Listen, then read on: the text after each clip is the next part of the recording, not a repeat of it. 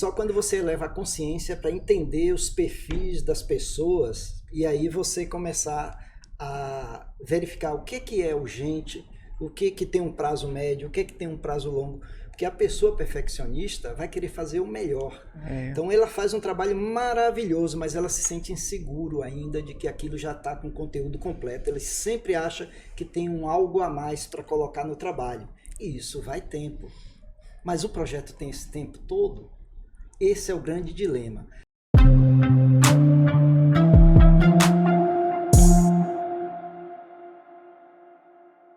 Seja bem-vindo a mais um Podcast AUE, o podcast que cultiva a inteligência consciente. E hoje é um podcast especial, é um episódio especial, nosso 8º episódio, né, Mônica? E a gente vai estrear aqui um episódio com convidado, uma coisa totalmente diferente, né, Mônica? É isso aí, um inédito. Inédito. Tá com friozinho na barriga? Eu acho que hoje eu tô um pouquinho, porque é um convidado muito especial, né? Voltou no episódio 1, medo da mudança? Não, medo do público mesmo. Porque você sabe, né, o contexto de hoje, mas pensando no nosso convidado, eu vou tentar seguir os conselhos que ele me deu um dia. Nosso convidado é muito especial pra gente, foi escolhido a dedo para ser o nosso primeiro visitante aqui no podcast. Gildásio é um cara que dividiu comigo muitos anos de trabalho na área bancária, né? Um banco grande aí que a gente trabalhou junto. Também dividiu alguns anos com a gente no Instituto AUE, apoiando a gente, trocando muito com a gente. E é um grande prazer agora, inclusive que ele está numa nova empreitada aí, né, Gil? Tirando um monte de foto, fazendo um monte de arte, virou um artista, de bancário para artista, né? Pois é. Gildásio, é um grande prazer te receber aqui. Ô, João, muito obrigado pelo convite, João e Mônica. Tá um retorno aqui numa mesa com vocês. Que a gente dividiu realmente muito tempo aí, muito aprendizado, aprendi muito conteúdo com vocês, que para mim era útil no trabalho que eu estava fazendo. Depois eu entrei realmente por outra seara, né, do fotografar paisagem, fazer quadros de paisagem, e aí estou seguindo esse caminho, mas a gente tem muita história para compartilhar aqui. Virou um artista mesmo, né? E aí, Mônica, artista, o que você acha do Gildásio aqui com a gente? Não, o Gil, eu desde o primeiro episódio que eu falo, a gente podia trazer o Gil, né? Eu podia trazer o Gil, mas a agenda dele, gente, é muito difícil. Porque essas fotos, olha, ele fica postando, aí você quer ir viajar junto, já fica perguntando se ele vai fazer alguma expedição pra gente ir junto com ele, porque os quadros dele são maravilhosos.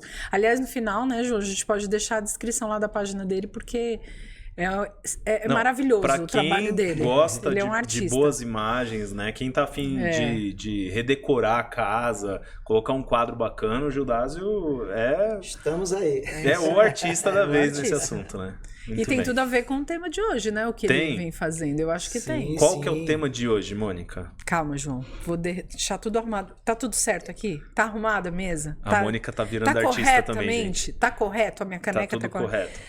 Porque tem muito a ver, né? Está tudo muito perfeito, né? Você já pode falar o tema de hoje? Pode. Eu sou perfeccionista. Você é perfeccionista, Mônica. João, eu comecei... como sempre, né? A gente vai fazendo uma retrospectiva, eu fico muito preocupada com o episódio. E aí eu fui refletir. Nossa, que vergonha. Eu me peguei em várias coisas que às vezes demora pra sair a entrega porque eu fico preocupada, né? E não é que você é perfeccionista. Que hoje eu tenho que concordar com boa parte. Não o tempo todo, né? Mas uma boa parte. E aí você, João? Eu também sou perfeccionista, Mônica. E eu acho que às vezes fica difícil a gente perceber, porque o nível de exigência que a gente tem se manifesta de diversas maneiras, né? E às vezes a gente acha que perfeccionista simplesmente é aquele cara que não sai de casa com o cabelo desarrumado, uma coisa assim mais de imagem, né? Mas às vezes o perfeccionismo se manifesta de outras formas que a gente vai ter bastante coisa para falar. E o Gil? Nossa, você também é? Eu sofro às vezes com o perfeccionismo. E é claro que assim, perfeccionismo tem um grau. Tem pessoas que têm um grau elevado, outras mediano, outras que já têm uma consciência maior, conseguem domar um pouco mais o quanto pode ser perfeccionista ou não.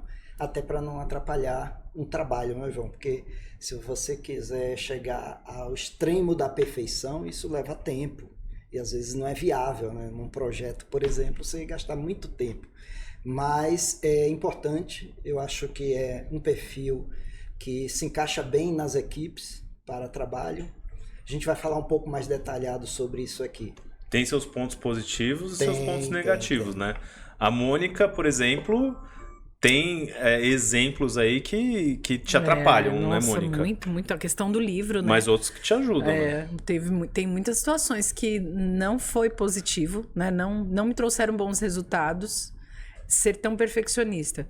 Em outros momentos me ajudou a ampliar a visão, a ser mais cautelosa, né? A respirar mais. Gente, um dia, eu lembrei aqui agora, neste momento, um dia que eu falei pra Mônica assim, Mônica, não precisa ler o livro completo. Nossa. Você não precisa ler tudo que tá escrito no livro pra você entender o que tá falando o livro, né? Ela fez uma cara, não sei se de morte, de decepção, de raiva. Conta aí, Mônica. Nossa, foi horrível aquilo. Como assim? Onde já se viu falar sobre o livro e não ler o livro todo? Não faz sentido, né? Eu não gostei, não. Você acha que eu fiquei bem decepcionada com você naquele dia. É um perfeccionismo na leitura. É porque... E foi doloroso, né? Porque até eu romper e compreender... E aí eu descobri, na verdade, que tem grandes autores, grandes palestrantes, grandes estudiosos que não leem mesmo o livro todo. Eles têm uma técnica, né? Que é agora a técnica que eu venho usando também. Porque não dá para ler tudo. Mas antes, gente, eu tinha que ler a introdução... Eu tinha que ler os agradecimentos, a dedicatória, até o final, até as referências bibliográficas. Era bem ruim. Mas isso. Você teve dificuldade para conseguir mudar esse comportamento, né? Teve, lógico que eu tive, porque é engraçado, né, pensar sobre isso, mas se torna um comportamento até inconsciente. Você não tem consciência de que, pelo menos no meu caso, eu não tinha consciência que aquilo era uma autocobrança, era uma autoexigência minha. E que aquilo estava atrapalhando e atrasando os meus resultados, né? Eu me tornei procrastinadora em muitos projetos e muitas coisas, porque eu ficava naquela coisa de querer ser perfeito, eu tenho que ler o livro do começo ao fim, né? Tem que estar correto. E isso também tem um pouco a ver, João, com a formação de jornalismo. Então, eu sempre pensava assim, se eu for falar sobre isso, eu tenho que falar corretamente.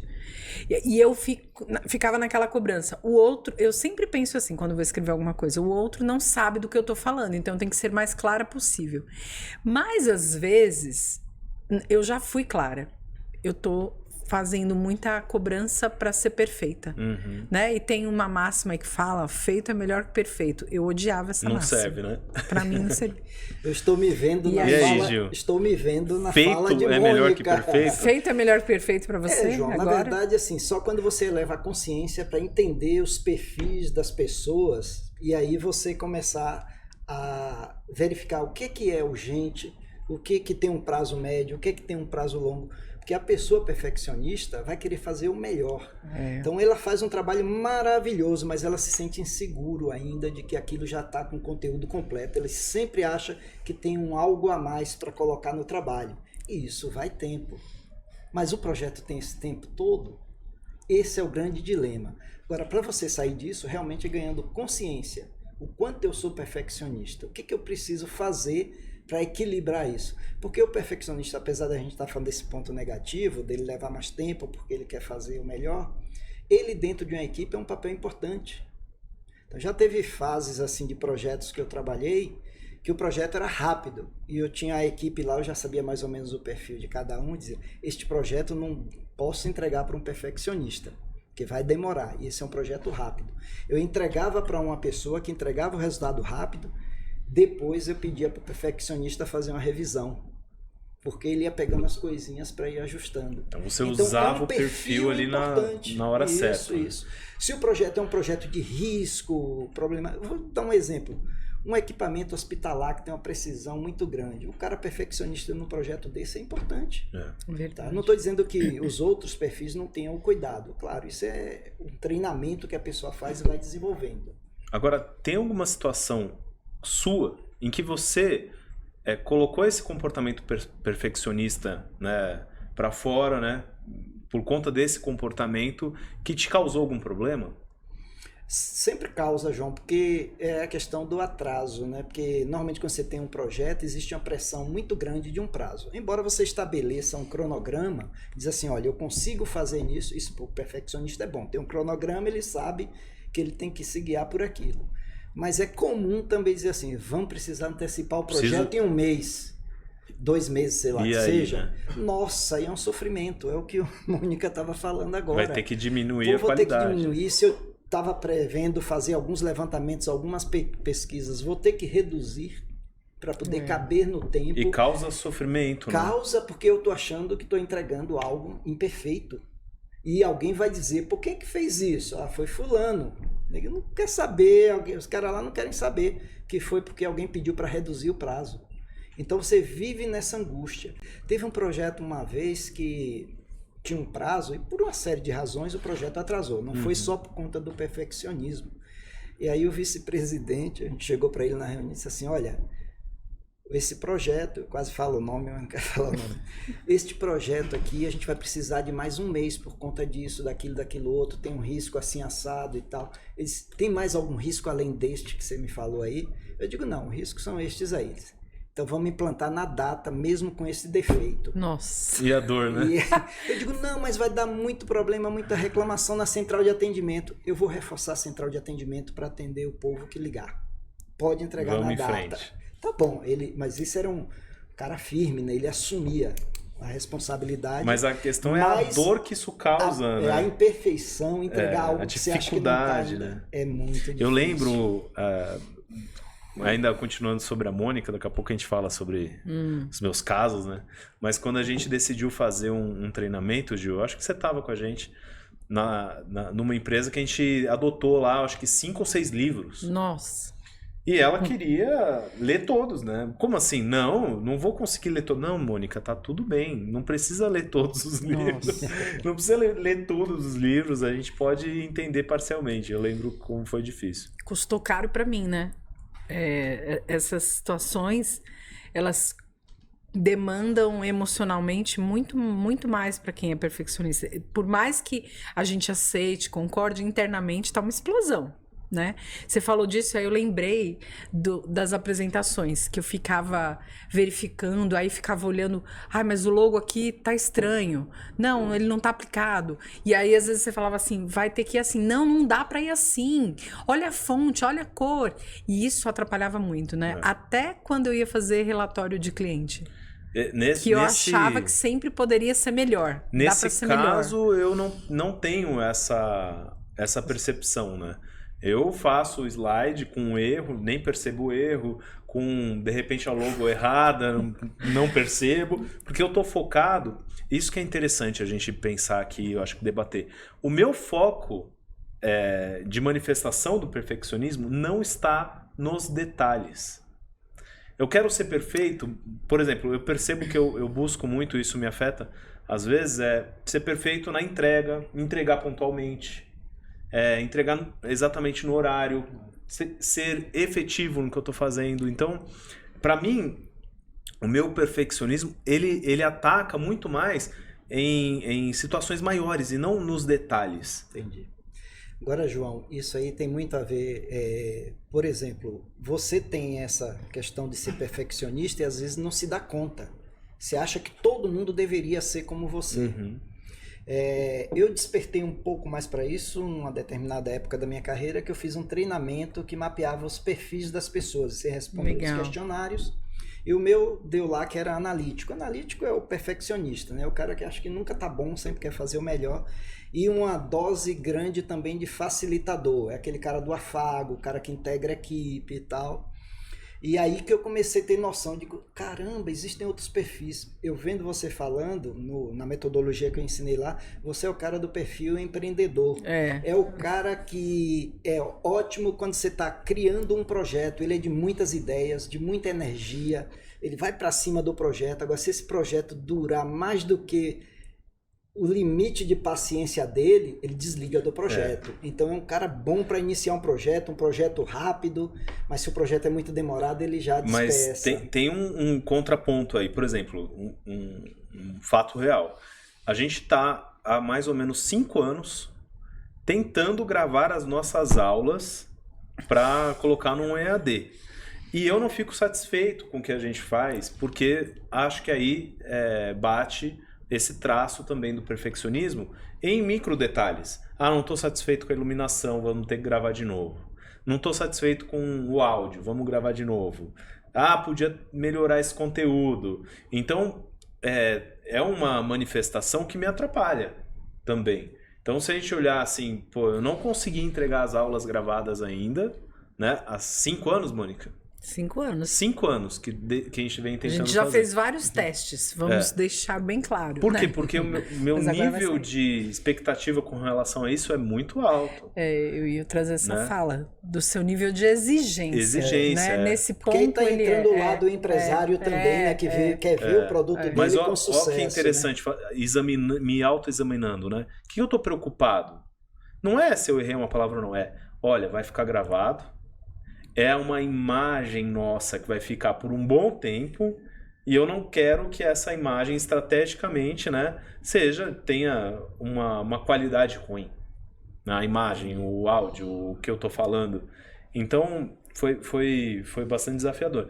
E o próprio podcast, né, que a gente tá fazendo. Eu ia falar isso agora do podcast. Eu ia falar, posso falar? Posso contar essa história? Conta. A gente, no meio da pandemia, né, a gente conversou que a gente já fazia podcast, né, no carro, nas nossas conversas. E aí, com essa coisa de vamos fazer treinamentos... Não, a gente não fazia podcast, não engana o pessoal. Não, a gente fazia, mas não era gravado e não era compartilhado. Tá? E as nossas era conversas particular. Era particular. Aí a gente começou a fazer lá as atividades dos treinamentos, as lives, lá entre nós, um grupo fechado, né? E aí um dia eu fui ouvir a gravação e falei, João, isso aqui já é o nosso podcast. Não, mas isso não tá bom. João, vamos pegar isso e já vamos jogar no YouTube. Não é pra jogar nada no YouTube. João, dá pra fazer, aqui só tá eu e você, não vai pegar as pessoas, olha aqui. Não. Aí um dia, João me manda uma mensagem. Vamos começar a fazer podcast. O quê? A gente vai num lugar. Aí a gente veio aqui no estúdio e aí rolou tudo, né? Mas a exigência dele nisso, tanto que às vezes eu falava, gente, como o João é perfeccionista nisso, eu tinha esquecido. E aí tem um ponto que eu queria trazer, contar aqui, confessar, né? Da nossa parceria aqui de 3, né? Esse ponto do perfil comportamental que o Gil trouxe era muito engraçado, que quando eu comecei a estudar e quando eu mapeei o meu, eu identificava as pessoas. E o Gil era o facilitador mesmo, porque ele que apaziguava a situação, porque o João já, não, vamos fazer assim, não sei o quê. E eu ficava muito brava com o João, discutia com ele. Não, Gil, olha como que o João quer, não adianta, fala pra ele, não me ajuda. Aí o Gil vinha lá com esse jeito dele. Não, Mônica, calma, olha, vamos olhar por esse lado, João, veja bem. Era muito incrível. Era muito engraçado essa parceria, né? Dava pra ver esse Agora, movimento. Imagine, Mônica, um gerente que tem pessoas sob sua liderança. Ele tem noção do que é ser um empreendedor, ser um analítico, que é o que a gente tá falando, perfeccionista. Também tem o controlador, aquele o som também, tudo dele é na base da planilha e tal, dos cálculos. Então, quando o gerente sabe quem são os funcionários dele, os colaboradores, ele tem esse perfil, ele consegue montar um time de sucesso, porque ele vai ver, para esse projeto eu preciso de que dose de quem. Que o João está falando também que ele tem esse lado perfeccionista, porque nesse quadrante de cada perfil tem o grau. Quando você faz o questionamento, eu posso ser um facilitador ao extremo, mediano ou tendência ao centro. O ideal seja que todos os perfis você tenda ao centro. Aí vai treinamento, porque todo mundo aponta para um lado. O meu é facilitador analítico, do João possivelmente empreendedor e analítico, o de Mônica eu vejo bem o analítico, tá? Então, o gerente que tem essa ferramenta e ele conhece bem, vocês usam até inclusive uma metodologia do DISC, né? Que é semelhante. Então, o gerente que tem noção... Mas o ponto central é você entender que as pessoas são diferentes. Cada um tem um tipo de característica que pode ser importante para a equipe, né? Independente da metodologia, né? É conseguir interpretar, né? Qual é a característica. Tirar o melhor disso, né? De cada um. Esse que é o gerente mesmo. Exatamente. E sabe que eu acho que em alguns momentos a gente precisa desse grau de perfeccionismo, né? Entre um trabalho de equipe, precisa de alguém com essa dose um pouco mais elevada para pontuar, para melhorar, para pensar na entrega, né, na qualidade. É o que a gente fala aqui, Mônica, acho que em todos os temas, né? O equilíbrio, a consciência sobre as manifestações, né, o meu comportamento, é muito importante para que essas características elas se tornem positivas. Todos os assuntos que a gente falou aqui até agora, eles se manifestam naturalmente em todo mundo. E aquelas pessoas que têm maior consciência, lucidez do que está acontecendo, conseguem aproveitar. Então, se eu sou um perfeccionista lúcido, que eu entendo do que está acontecendo comigo, eu consigo governar esse comportamento. Agora, se eu não estou lúcido, o comportamento me governa. Exatamente. E aí é a hora que eu começo a me boicotar, a criar problemas para mim mesmo, não alcançar resultados, né, Gil? Aí é que vem a palavra que eu queria colocar na mesa também, felicidade. Você está feliz no trabalho?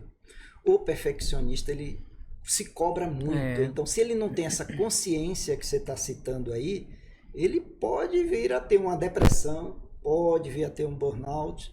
Então, é muito importante também ele ter noção, a consciência para ele poder saber controlar isso. E aí a pessoa, se ela não entende que a régua dela é mais exigente do que o normal, ela começa a achar que está tudo errado, né? Que tem muita coisa errada, que tá... E começa a achar que é ela, e não que é ela, que ela não é processo, capaz, né, exatamente, de fazer. Exatamente. E eu acho que tem uma manifestação também que não é tão bom para as pessoas, que acaba ocorrendo a desistência. Então, o perfeccionista, quando eu estou manifestando meu traço de perfeccionismo e às vezes eu não percebo ele, eu acabo desistindo das coisas. Porque é tão difícil conseguir. Eu imagino que aquela conquista é tão longa, tão difícil, que eu desisto. Eu desisto de tentar, eu desisto de um projeto, de uma ideia, porque ela é complexa, né? E quando a gente não tem consciência desse traço, a gente pode desistir de muitas coisas que até eram possíveis, né?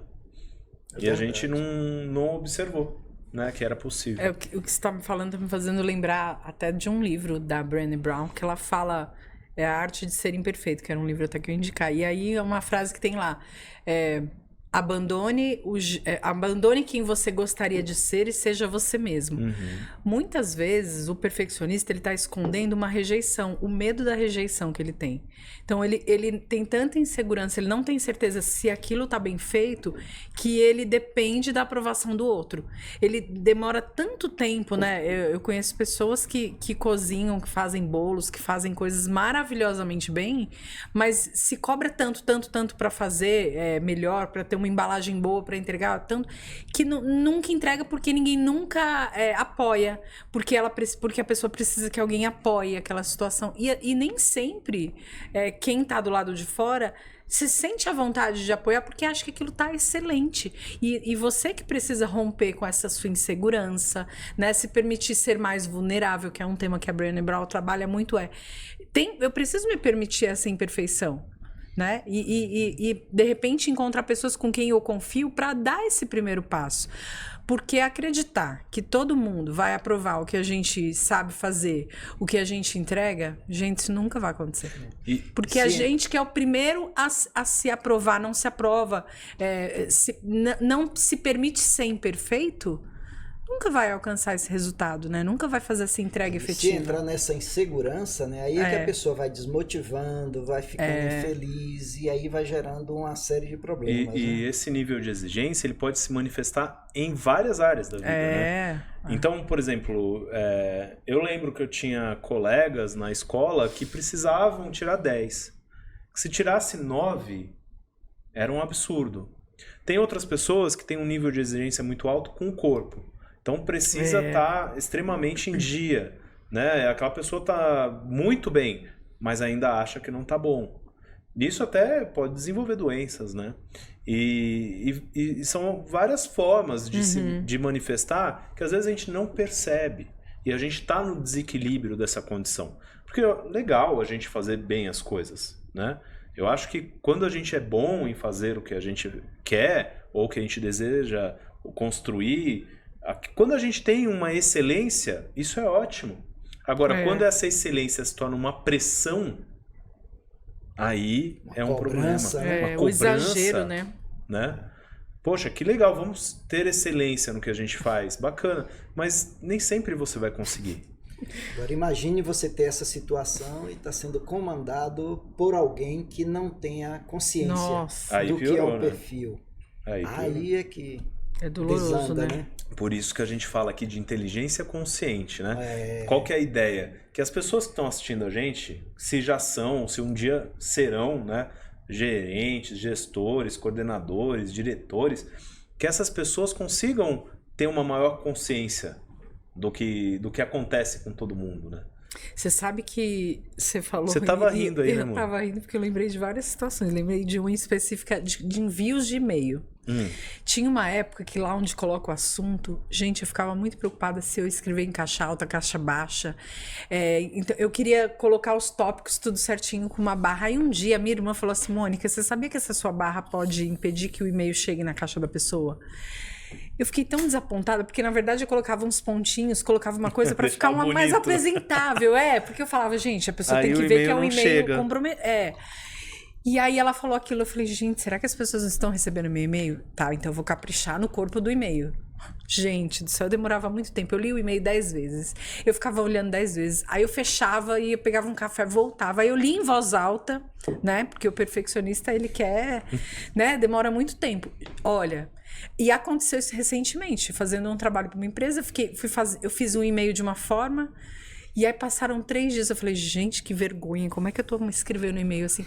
Aí eu comecei, mas como que é a formatação desse e-mail? Como que a outra pessoa recebe do outro lado? Pessoal aí, nossos clientes, né? Eu acho que eles sabem até que são. Pessoal, nossos clientes. Olha só, a gente sofre, porque eu tenho que ficar brigando com a Mônica, né?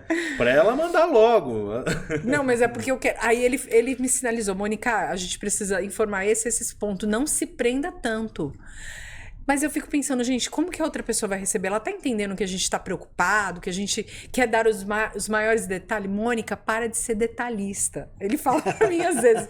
E tem razão, tem muita razão. E eu me lembro quando até em casa tem uma esposa e 3 filhas, né? E naturalmente elas me ajudam ou criticam e às vezes eu vou explicar alguma situação, para mim não é chegar e falar direto a situação. Eu tenho que dar o contexto. Isso é uma coisa também meio de professor. Então, quando eu começo a dar o contexto, ela já vem a bronca. Meu pai, fala direto o que é. Eu te entendo, Gil. Mas, né, João? Mas olha só como é interessante, né? Em todos os nossos trabalhos,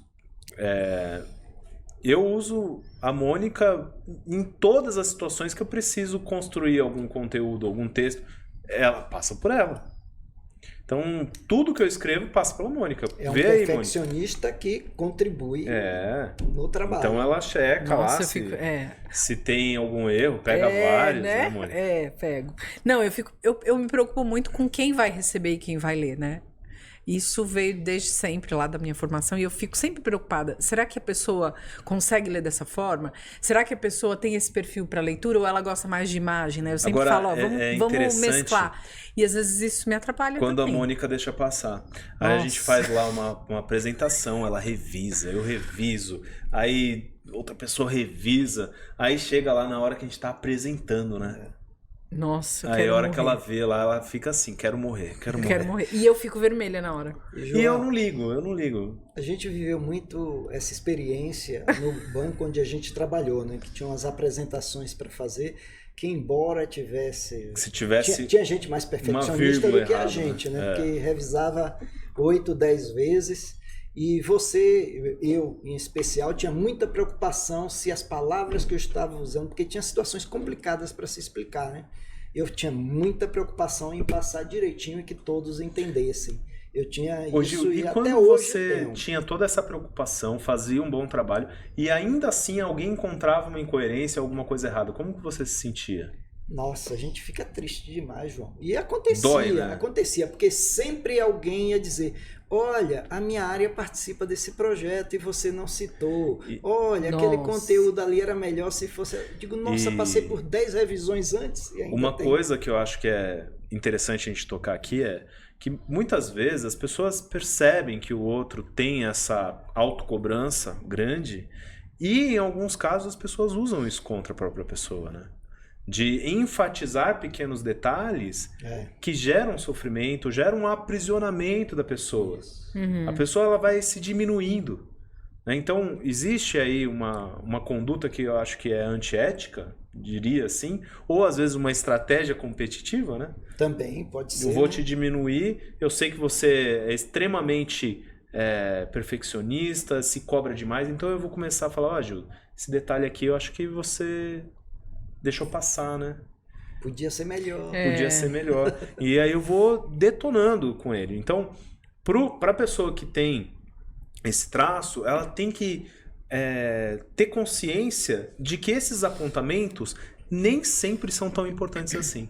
É isso, o quanto ela leva a isso. Qual o tamanho real? É isso, o que eu vou considerar disso? Tem algum aprendizado? Pode ter, no mínimo da ocorrência. Né? Na próxima vez vou pedir que ele olhe antes também a apresentação para não... Porque às vezes a pessoa pode estar fazendo de propósito para te diminuir, desestabilizar, mas às vezes não. Né? Às vezes não, às vezes a pessoa está realmente te dando um feedback legítimo. Mas as duas formas pode gerar sofrimento exagerado, né? Entendi. Então a gente tem que revisar isso, né? Peraí, faz sentido eu me cobrar tanto, né? Você sabe que, agora mudando um pouco de ambiente, né? Existe perfeccionismo também dentro da família em relação à estrutura da casa. Né? Eu lembro quando eu era criança, eu não queria que as pessoas fossem na minha casa quando o sofá estava rasgado, quando acontecia determinadas coisas, eu queria que tivesse tudo impecável. Aí, por exemplo, eu ia receber uma visita, nossa, vamos ter que comprar alguma coisa, vamos ter que trocar, e não tinha isso, e era um sofrimento, porque eu queria tudo perfeito, e na verdade, as pessoas não estavam nem aí para como que estava a sua casa, ela queria ir lá, bater um papo com você, né? Eu era criança, iam para brincar, e isso era uma paranoia que vinha de criança, né? Uma autocobrança, né? E eu já vi isso em questões familiares, de pessoas se cobrando muito pelo ambiente, pela forma como estão vestidas, né? Por tudo. O interessante nesse período da pandemia, né? Foi ver muitas pessoas aderindo aos brancos, né? Aos fios brancos. Eu fui uma pessoa dessa de que sofreu, porque não podia tocar os fios brancos. E aí você vê como ficou tudo mais leve, né? As pessoas assumindo, mais livres, assim, sem tanto filtro, porque a gente ficou muito preso nisso, né? Tem que estar impecável, não posso estar... E aí tem uma discussão nas redes sociais, uma discussão entre... Não, você não pode aderir tanto à vulnerabilidade. Não, você tem que estar com uma imagem impecável. Você não pode nunca parecer desanimado, descabelado, sem maquiagem, né? Então lascou pra mim. Você vê que o negócio do perfeccionismo, né? Se é perfeccionista, tem algumas coisas e outras não. Eu sou meio desleixado para esse lado da casa. Se vou receber os amigos em casa, beleza, meus amigos me conhecem, beleza, eu junto aqui, na hora a gente vê o que faz e tal. A família fica preocupada, não, tem que arrumar casa, tem que comprar isso, assim tem que... mesmo. Fica sofrendo sem necessidade. Tem que fazer uma reforma para poder receber o amigo. Eu tenho que declarar que eu fui essa criança, adolescente e adulta, que depois eu desencanei. Mas, Mônica, você trouxe também o ponto das redes sociais, né? E eu acho muito interessante, porque tem uma relação também com essa questão do perfeccionismo. Quando eu começo a me comparar com as postagens que estão lá no Facebook, no Instagram, e muitas vezes são conteúdos montados de uma maneira artificial, seja por um filtro, né? Ou seja um cenário que não é real, ou uma história que não é verdadeira, né? Aí você tem lá um influenciador que de fato ele não tem tudo aquilo que ele mostra que tem, e vai criando uma pressão nas pessoas nessa comparação. Então, às vezes a gente pode também manifestar esse perfeccionismo nessa comparação, de querer também ter o resultado do outro, de querer também conseguir o que o outro aparentemente conseguiu, de manter padrões que a hora que desliga a câmera não existem, né? E isso é tão verdade que tem alguns influenciadores que resolvem postar a verdade. Nossa, os caras estão estourados aí porque qual é a verdade? É autêntico, né? Porque é uma pessoa autêntica. Exatamente. Não sei se foi a VTube que começou a mostrar gravidez, mostrar celulite que aparecia e tal. Teve um outro aí também que resolveu falar a verdade das coisas e ganhou sucesso por isso, por ser verdadeiro. Ô Gil, isso me leva a te perguntar sobre a fotografia.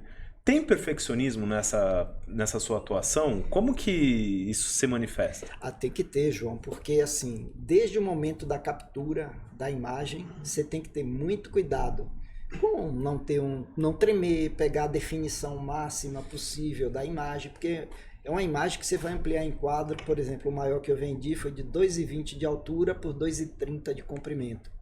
Então, quando você amplia num tamanho desse, se você... Gigante, né? Gigante. Se você bobear na captura, não sai boa a imagem na impressão. Cada detalhe, lá no momento que você vai dar o clique... Isso. E um quadro desse, para transportar, era um quadro com vidro. Então, a caixa da embalagem tem que ter uma série de cuidados. Claro, já tem fornecedores que eu confio em fazer isso. O transporte, eu acompanhei o transporte até chegar na casa do cliente. Na instalação, eu liguei para um instalador, conversei com ele como ele deveria instalar, porque tem uns detalhezinhos, era um quadro de canto que emenda 2 imagens. Eu tive que explicar para ele como ele colocar o quadro na parede, e acompanhei, fui monitorando com o cliente. Depois fui na casa do cliente visitar o quadro instalado. Olha só, né? Vários detalhes. A gente nem falou desse negócio aqui, ó. Eu consegui. A gente tá pegando aqui a câmera dele. Depois vamos ajustar ali para mostrar a câmera que tá aqui na mesa. É um negócio aqui que tem um monte de botão, parece um volante de Fórmula 1, misturado com uma luneta automatizada. Você mexe em tudo isso aqui para tirar uma foto? Tem configurações aí que, para o padrão de foto de paisagem mais ampla, tem uma configuração. Se é uma foto indoor, já é uma outra configuração. A lente também você pode mudar. Quantos parâmetros, mais ou menos, tem aqui para você mudar de um ambiente para outro? Você tem que mexer em quantos parâmetros ali? Sendo simplista, em uns 5 a 8, mas aí dentro tem mais de 300 parâmetros. Nossa. Alguns você não fica mudando. É que você já deixa meio configurado. Por exemplo, eu fui tirar uma foto aqui do estúdio na estante, ela estava configurada para luz de sol. Eu tive que mudar para luz fria. Aliás, não, é tungstênio. Então, que isso interfere na cor da imagem. E você quer tirar a imagem o mais precisa Você vê, possível. Mônica? Olha que interessante, né? Que às vezes a gente pode achar que a característica do detalhismo, né, do que a gente está chamando aqui de perfeccionismo pode atrapalhar. Mas pode ajudar também. Pode. Eu, por exemplo, já tentei mexer em umas máquinas dessa e eu piro, eu não consigo. E tem situações assim, João. Fui para algum lugar fotografar, sei lá, o pôr do sol. 15, 20 minutos, se você chegou atrasado, você já perde o pôr do sol. Então, às vezes, você tem que ser rápido também para tentar pegar. E aí depois eu vou olhar, a imagem ficou boa para eu comercializar ou não. E a sua autocrítica, Gil, depois? Nossa, é difícil, João. Assim, às vezes, por exemplo, você tira 10, 20 fotos, no caso aí do pôr do sol. Qual é a imagem perfeita aqui? Qual é a melhor? Aí você escolhe umas 2, 3, depois você vai para o lado técnico. Você amplia ela bastante a 300, 400%, para ver se os pixels estão todos direitinhos, se não estourou em um lugar, em outro. E sempre fica aquela sensação de que podia ter sido um pouquinho melhor? Já voltei várias vezes em um lugar que eu pude voltar para tirar outra foto, porque ficou uma pedra ali a mais, eu queria enquadrar melhor e tal. Vendo, Mônica? Agora, na arte, isso é importante, porque nos detalhes que se manifesta a arte, né? Então, é uma coisa que você tem que ter muito cuidado mesmo. Eu vendi um quadro tem uns 2 meses para um rapaz de Belo Horizonte, que eu venho conversando com ele há 6 meses ou mais. Por uma série de definições, a casa dele estava em construção e tal. Mas na hora que afunilou para negociar, eu disse: Gildásio, eu estou vendo isso tudo contigo pela internet, como é que eu sei que a qualidade é boa? Aí eu mostrei para ele quadros que eu já fiz e tal, mas tudo ele vende em tela, né? Então ele tem razão. Aí eu arranjei um impressor na cidade dele, que era Belo Horizonte, conversei com o rapaz, coincidentemente foi um ex-bancário também, que mudou de área, e aí falei com ele: um cliente assim assado, ele está em dúvida, eu vou mandar a imagem para você e vou pedir para ele ir no estúdio olhar contigo. Você imprime um recorte do quadro para ele ver a definição. E aí o cliente foi lá, quando viu, disse: não, eu gostei, fechei negócio. Você vê que às vezes a pessoa fica nessa dúvida, mas Sim. eu tenho certeza e segurança que só vendo coisa boa. Mas quem está do outro lado comprando online tem que confiar. Eu não teria essa dúvida, assim, porque o cliente também foi extremamente ali, no caso que ele está trazendo, detalhista, né? Foi, sim. Não, peraí, você está falando que é bom, mas deixa eu ver tal ponto, tá? E eu lembrei aqui também, falando da máquina, que eu também sou muito detalhista em outra situação. Eu gosto de jogar videogame de corrida, Fórmula 1. E para você conseguir ir bem no jogo, você tem que ser extremamente detalhista na configuração dos carros.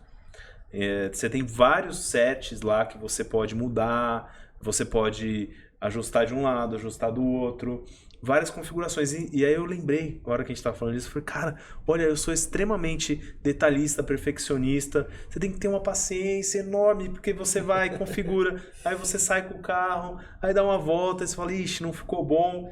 Aí você tem que acertar todo o circuito, né? Não errar na volta para ver se o carro realmente melhorou ou não.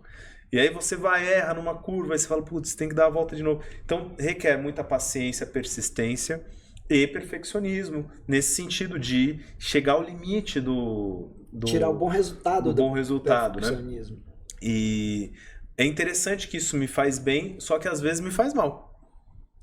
Porque aí você começa a ficar ansioso, você começa a sentir dificuldade naquele processo. Se não conseguir o resultado que você esperava, você fica chateado. Deixa o jogo de lado por um tempo. Essa droga, isso tudo acontece no trabalho, João, né? Quando você tem uma situação parecida. Né? Isso você acha que podia ter feito um trabalho melhor. O Gil estava falando aí desses detalhes, né? O quanto, se a gente estivesse fazendo um mapeamento de forças aqui, o quanto essa força dele é importante para essa atividade, né? Tanto para a relação dele com o cliente, quanto com esses detalhes.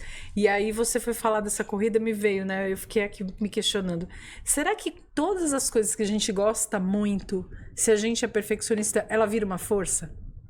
Essa característica vira a nossa força pra gente alcançar? Porque você estava falando da corrida, ou seja, você se dá bem... porque você é detalhista nesse ponto. Então ela é uma força. Ela não é a sua fraqueza. Para a gente alcançar a excelência, a gente precisa repetir, perceber detalhes, repetir, perceber detalhes, repetir, perceber detalhes. Isso é muito bom. Muito bom. O problema é quando causa sofrimento. Isso. Né? Então é mais ou menos... infelicidade, né? Você se cobra demais. É o que a gente fala quase todo episódio. Se dói, se não tá te fazendo bem, se gera sofrimento, tem que olhar. Tem que entender por que isso está acontecendo. Buscar autoconhecimento, treinar, ter a consciência, né? Voltando ao tema consciência, né? Do seu perfil e do que pode ser dosado ali. A nossa conversa está me fazendo me lembrar de um livro que eu tô com esse livro na cabeça desde a hora que a gente começou a falar que ia falar sobre Mônica, esse tema. Que curioso, antes de você falar. Eu não vim com livros. Que curioso. Cadê o livro? Não veio, tá tudo no meu coração. Não veio? O que aconteceu? Por que não veio o livro? Porque eu esqueci os livros. Você esqueceu, que absurdo. Esqueci, mas eles estão todos aqui. Aí eu vou trazer a dica de mais um livro. Mônica, já falei de Eu não acredito que você esqueceu o livro. Não pode ser. Isso acontece. Não, e eu lembrei quando já estava no caminho. Como você se sente fazendo o podcast sem o livro? João, não cutuca nessa ferida, né? Nossa, imagina como é que tá o meu buraquinho Isso é perfeccionismo? É o perfeccionismo que gera sofrimento. E aí eu tô lembrando desse livro que chama Inteligência Positiva. Agora eu esqueci do direito. É Shirzad, alguma coisa. Eu vou colocar lá na descrição depois. Ele era um autor, ele é um autor indiano que sofreu muito por conta do perfeccionismo. E aí ele foi fazer um estudo das emoções para compreender por que tinham pessoas que se davam bem e outras não. E aí ele viu que ele tinha muita dificuldade com as pessoas por conta do perfeccionismo dele. Nesse livro, ele dá um acesso para você fazer um assessment dos seus sabotadores. E um dos sabotadores que é muito frequente é o perfeccionismo. É o quanto a gente se cobra, né? E nesse livro ele traz toda uma história. Esse é um livro mais para estudos, né? Mas ele tem uma história muito interessante que faz a gente pensar nas nossas relações pessoais, nas nossas relações profissionais e faz a gente compreender em que momento que o meu nível de sabotador perfeccionista está atuando, ele está controlando ali e que está me atrapalhando, né? Porque quando a gente está fazendo uma atividade que gosta muito e que a nossa característica perfeccionista está sendo a nossa força, ela está trazendo resultados. Eu acho que a partir do momento que ela começa a atuar num ponto de fraqueza, onde nos atrapalha, onde impede as nossas entregas, é aí que a gente tem que avaliar. Por quê? O Gil falou muito da questão da felicidade, né? E a felicidade é um eixo lá da psicologia positiva, onde eles retratam que felicidade não é só você estar feliz. Ela envolve a questão do bem-estar, da qualidade de vida, né? Do quanto você está realmente fazendo exercícios físicos, cuidando da sua saúde, né? E quando a gente está nesse nível de perfeccionismo que está nos adoecendo e que está afetando as nossas relações, exemplo, você lá no seu joguinho, você tá lá tanto que você esquece das suas relações pessoais, das suas atividades profissionais, você esquece do churrasco com o amigo, do café com o Gil, né? Nunca esqueci de café com o Gil. Esquece das coisas, começou a adoecer. Então, eu acho que esse é o olhar que a gente tem que ter. Até que ponto o meu perfeccionismo está me adoecendo ou tá me deixando, tá me fortalecendo mesmo. Uma coisa que eu acho, Mônica, refleti bastante sobre isso eu acho que a perfeição, ela não é natural. É algo que não existe perfeição. Se a gente olhar tudo ao nosso redor, é caótico. A natureza é caótica. A gente não consegue trazer um exemplo de perfeição real, assim, permanente. A gente pode até falar, nossa, essa máquina aqui é muito boa, né? Mas dá para melhorar, né? Sempre dá para melhorar. Por uma questão comercial também, mas sempre estão lançando a canequinha nova melhores. aí que a Isabela fez pra gente, que ficou bonita também, muito bonita. Ela é muito legal. Mas eu tenho certeza que ela vai inventar uma nova caneca melhor na próxima temporada. Porque as coisas melhoram, a gente consegue melhorar. E olha só como é interessante. Quando eu busco a perfeição, é como se não tivesse que alcançar algo que não se melhora. E quando eu entendo que nada é perfeito e que eu posso melhorar o tempo todo, eu tô sendo mais próximo da perfeição do que quando eu acredito que existe algo perfeito. Porque quando eu acredito que existe algo perfeito, eu me distancio dessa melhora. Porque se torna algo inalcançável muitas vezes. Agora, quando eu penso, olha, isso dá pra melhorar, isso dá pra melhorar, isso dá pra melhorar... Só tem que ter cuidado com essa busca incessante do melhorar. E isso vira estresse. Aí vira também uma pressão, né? Sempre tem que melhorar. Eu vejo aí as empresas sempre com a máxima fazer mais com menos. Isso está adoecendo um monte de gente dentro das empresas.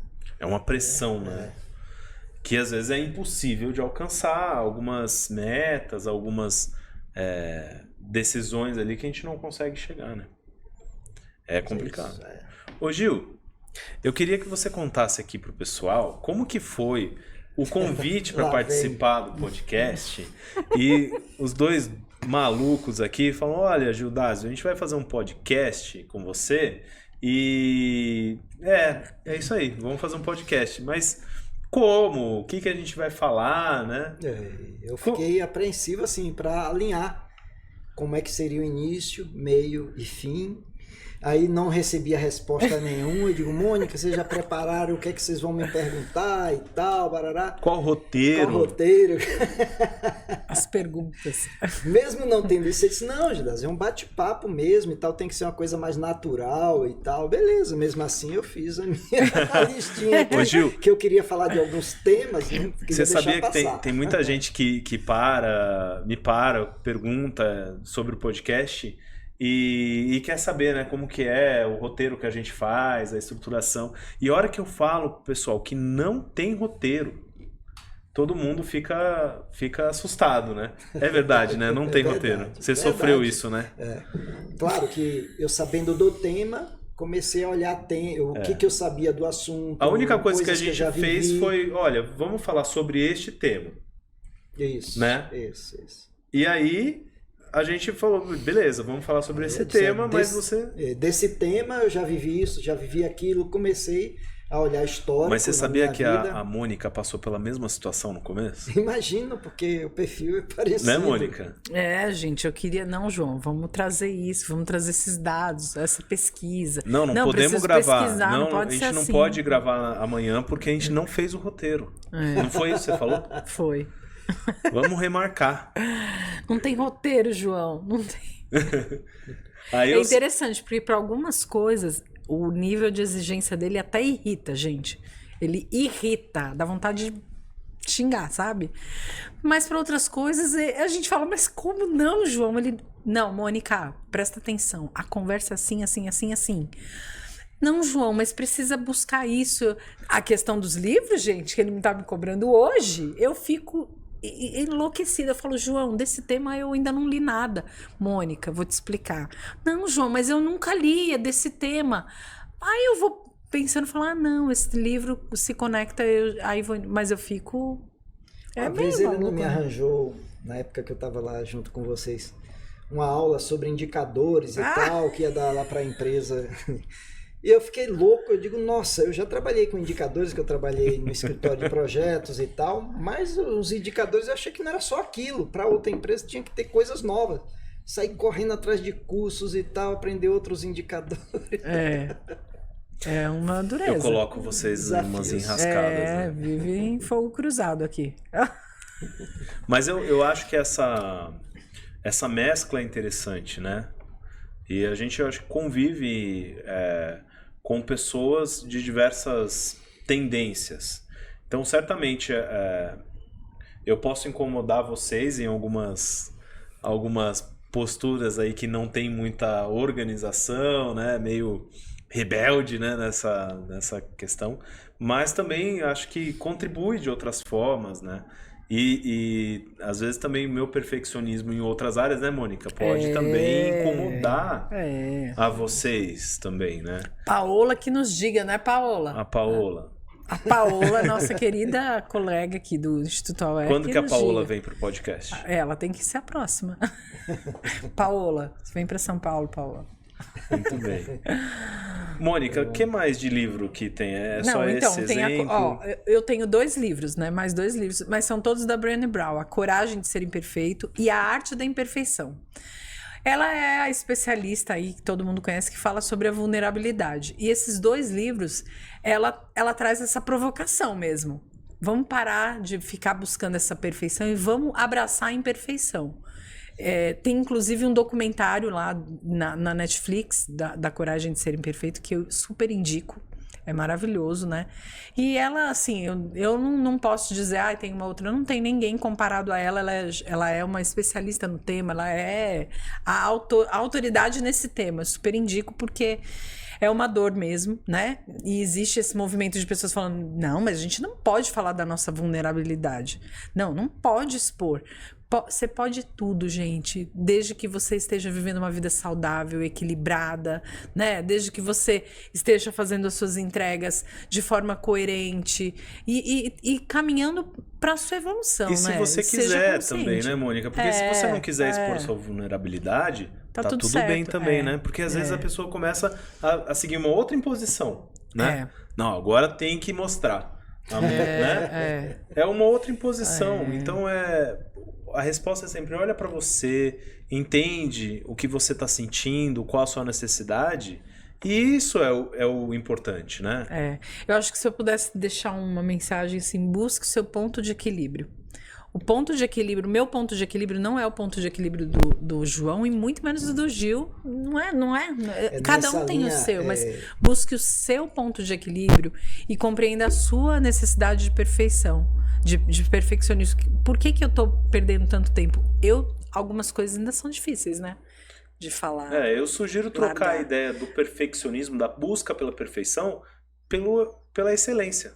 Buscar ser cada vez melhor naquilo que você faz. Para você mesmo, né? Para você mesmo. Mônica, você falou uma frase aí, eu gosto muito do budismo, do caminho do meio. Olha, sempre que legal. Tem que estar no equilíbrio. Não adianta você querer forçar muito para um lado, por outro. As decisões suas tente sempre ir pelo caminho do meio. Nunca os extremos. Muito bom essa frase do Gil, hein? Muito bom. Gostou, Gil, de estar aqui com a gente? Como foi para você esse momento de abrir o coração e falar de como é ser perfeccionista? Olha, João, o bate-papo rolou solto, suave e tranquilo. Antes disso, não, eu estava apreensivo. Eu não vi você pegando o seu roteiro ali que você Não, fez. de vez em quando dava umas pescadinhas só por alguns temas que eu acho importante trazer para a discussão, mas foi suave. Eu gostei Mas bem. a sua preparação deve ter te ajudado, né? Com certeza. Né? Pelo menos para juntar conteúdo, porque senão eu também ia querer colocar assuntos que não eram bem do tema, né? Pelo menos eu foquei no tema. É uma coisa que talvez as pessoas ouvindo a gente falar pensem assim, não, o João é meio doidão, ele vai lá e fala, né, sem se organizar, que não, eu me organizo sim, mentalmente e tal, né? A necessidade de cada um é de um jeito, né? E essa pré-organização, ela é muito importante, né? Dentro da sua necessidade. A minha é uma, a sua é outra, a da Mônica é outra. Mas quando a gente tem um plano, quando a gente tem alguma estrutura, fica mais fácil até de adaptar, né? Sim, e o plano dá uma visão. Né? Dá uma visão. Para onde é que você está indo. E deixa você preparado para os imprevistos, né? Aí tem que ter jogo de cintura, né? No imprevisto, né? Mas se você teve uma preparação, o imprevisto, ele é até mais fácil de manobrar, né? A gente estava falando das apresentações.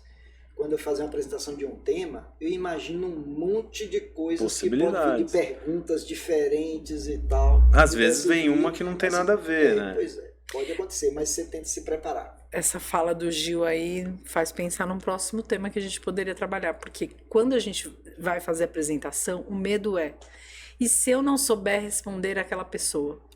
Quando a gente tá muito perfeccionista, essa fala pode bloquear a nossa atividade, pode bloquear a nossa iniciativa de se tornar um palestrante, um professor, um especialista, um comunicador. Medo de não saber. Ih, Gil, será que tá surgindo um tema aqui? Pois é, tema não falta. Tem muito podcast aí pela frente. Gil, eu queria agradecer, assim, de forma muito especial sua presença. Não à toa que foi o primeiro convidado aqui. A gente pretende agora fazer mais vezes nesse formato com convidados. Você foi muito importante na nossa história do Instituto AUE. Na nossa relação profissional também foi muito importante. E continua sendo muito importante agora com o nosso amigo, né, para trocar experiências. Eu espero que você esteja sempre próximo da gente, né, Mônica? É isso mesmo, Gil. E continua com as suas fotos que nos inspiram e que dá um desejo muito grande de viajar, relaxar. Gente, as fotos do Gil é aquele momento que você fala... Coloca o Instagram dele na descrição. Eu vou desestressar e vou pensar e vou respirar. Vai no Instagram do Gil e vê as fotos. Você vai querer viajar. Às vezes é algum lugar que a gente já foi. E aí tem uma reconexão com aquela luz, parece que cria um movimento ali, né, naquelas suas fotos. Na verdade, a gente diz que eu não vendo quadro, eu vendo janelas. Então você instala uma janela sem quebrar a parede. É verdade. Eu que agradeço muito a vocês também pela oportunidade. E sempre que for necessário, estou por perto. A gente tem uma relação de amizade de muito tempo e a gente já trocou muita informação e podemos continuar ainda muito trocando. Bom. Show de bola. Bom, Gil. Obrigada, Gil. Obrigado Pessoal também. que está assistindo a gente, se gostou do papo, achou que valeu a pena, não esquece de curtir a nossa página, né, Mônica? Me ajuda a lembrar tudo. Curtir a página, curtir o episódio. O que mais? Vai lá no Instagram. Compartilhar. Sabe aquela pessoa que você assistiu aqui e falou, nossa, tal pessoa precisa saber disso, precisa ouvir também esse episódio. Compartilha com a pessoa. Tudo isso ajuda a gente a tornar esse conteúdo mais relevante, a chegar também para mais pessoas, e a gente conta muito com a ajuda de quem está assistindo a gente aí desde o começo, né, Mônica? Muitas vezes falar para as pessoas, você tem que fazer tal coisa, e lá vem o duvido. Às vezes falar pra pessoa, você tem que fazer tal coisa, é ofensivo. Vai lá, se você viu um trecho no podcast, compartilha com a pessoa. Vamos sortear aqui da minha caneca mágica o nome de 3 pessoas que você... Não pode ser mais do que 3. É só 3, porque vai faltar gente. Tá. Só 3 pessoas que você lembra. Não pode ser 4? 3. Não, 4, por favor. 3. 4. Porque 4 é par. 4. Tá porque bom. a gente já tá na metade. 4, legal. 4 pessoas que você sabe, tem certeza que já assistiu todos os episódios. Vaneide Moreira, Lucilda Moreira, Samara Moreira e Mara Vilas Boas. Tudo da sua família? Não, Mara Vilas Boas não é da minha família. Olha, por isso a que Mônica, ela falou, para ser bem certeira, pessoas da nossa família que nos adoram. Da próximo episódio, ela vai fazer a lição de casa e vai mencionar aqui pessoas que não necessariamente são da nossa família. Eu tenho mais nomes, mas você só falou 4. Tá bom, então guarda. Próximo episódio eu vou sortear da minha caneca de novo aqui. Muito bem. Então um abraço para todas vocês. 4 mulheres. 4 mulheres. 4 mulheres. Vaneide, Lucilda, Samara As e Mara. mulheres estão em peso. Samara e Mara. Estão em peso, Bom, gente. Um beijo grande para vocês em especial. Obrigada, gente. Valeu. Obrigada pelo carinho. Tchau. Tchau.